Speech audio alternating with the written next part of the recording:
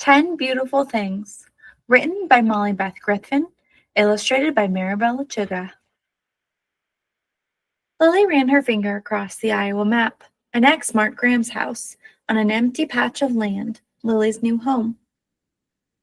Graham's car tires hummed against the pavement. Lily felt the vibration in her hollow chest.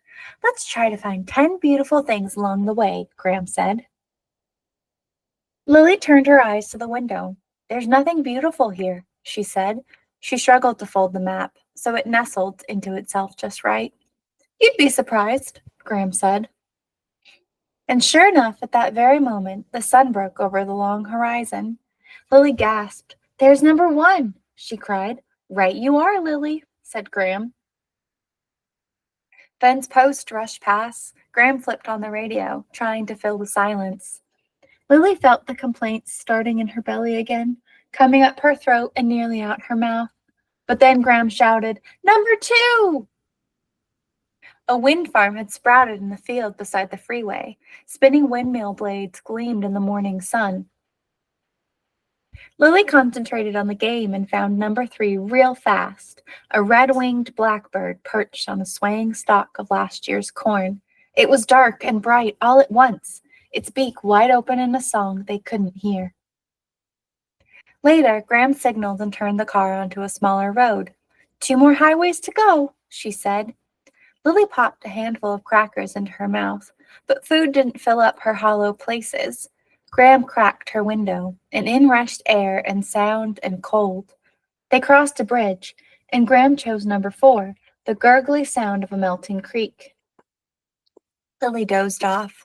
She woke up when Graham tapped her knee and pointed out a falling-apart barn. That's not pretty, Lily said. That can't count. We're not looking for pretty. We want beautiful, Graham said. So it stood, halfway to 10.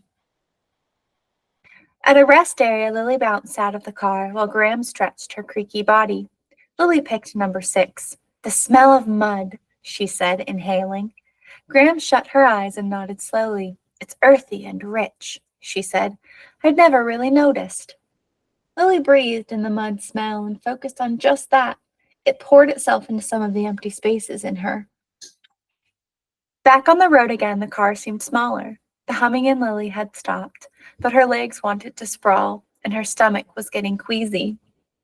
We're on a roll now, Graham said, and she was right about that. 7 and 8 were easy. A cloud shaped like a swan, and a little brown calf that trotted beside the fence. Miles and miles later, they turned onto their last road, and the clouds began to draw close. The sky grew dark. The earth rumbled. Suddenly, the air exploded in bright flashes. Cloud banks traded lightning back and forth, showing off. Number 9, Lily whispered. There was no room for other words.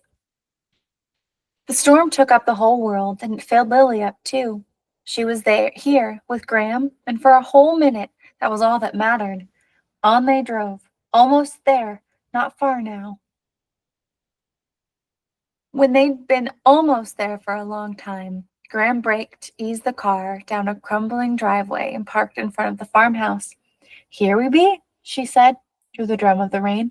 Home. But we only made it to 9, Lily said, slumping in her seat.